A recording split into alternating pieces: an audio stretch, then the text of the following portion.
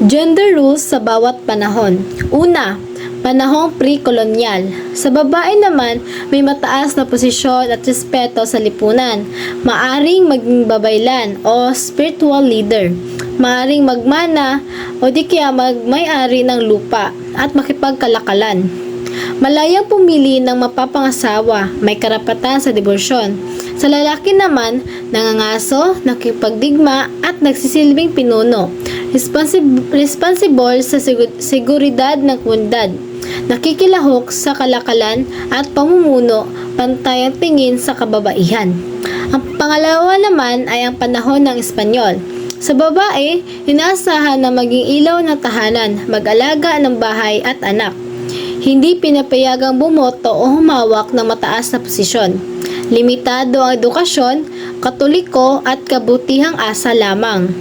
Malakas ang impluwensya ng simbahan sa kanilang pagiging mahinhin at masunurin. Sa lalaki naman, pinuno ng pamilya, may akses sa edukasyon, politika at negosyo. Naging higit na dominante sa lipunan dahil sa patrikal na sistemang Espanyol.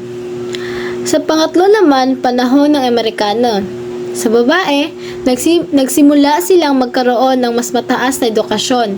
Naging guro, nurse, empleyado. Unti-unting lumawak ang karapatan pagboto noong 1937. Nakilahok sa kilusang panlipunan at pampolitika.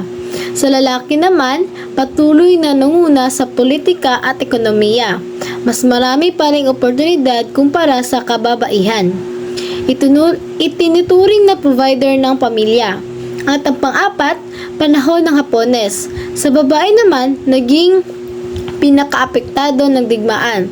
Marami naging comfort woman o biktima ng pang-aabuso. Kadalasang nasa bahay dahil delikado. Limitado ang kalayaan at karapatan.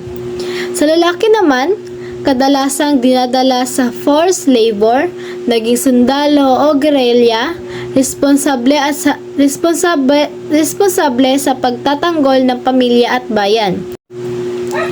At ang panghuli naman ay ang sa kasalukuyang panahon. Babae, may pantay na karapatan sa edukasyon, trabaho o politika.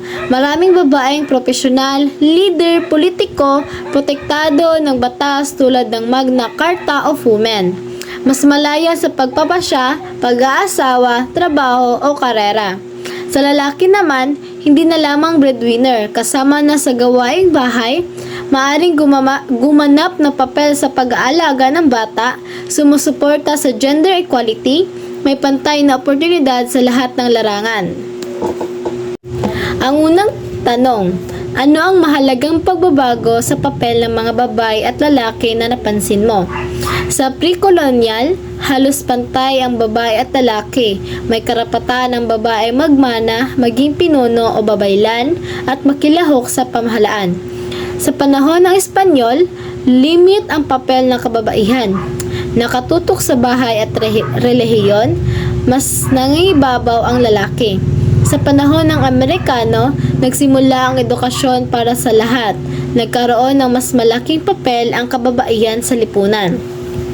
Sa panahon ng Hapones, naging mahirap ang kalagayan ng kababaihan dahil sa digmaan. Marami ang naabuso.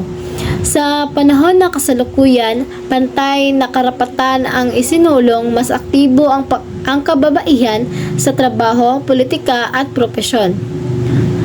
Sa pangalawang tanong, anong panahon sa kasaysayan ng ating bansa lubos na naaabuso ang karapatan ng mga kababaihan? Sa panahon ng Hapones, maraming kababaihan ang naging comfort women, biktima ng karahasan at mga abuso. Ang digmaan ay nagdulot ng pagkawala ng karapatan at dignidad ng babae. Ang pangalawang tanong, aling panahon nagsimula ang pagbibigay ng pantay na karapatan sa kababaihan at kalalakihan? At bakit? Panahon ng Amerikano ang napasimula dahil ipinatupad nila ang edukasyon para sa lahat, kabilang ang mga babae. Nagkaroon ng pagkakataon ng kababaihan na magturo, mag-aral, makapagtrabaho at higit sa lahat makilahok sa lipunan. Sa kasalukuyang panahon naman ang nagpatibay ng totoong gender equality dahil sa mga batas tulad ng Magna Carta of Women. At ang huling tanong naman ay nakakaapekto ba ang gampanin, katatayuan ng babae at lalaki sa lipunan, pamayanan, pangatwiranan?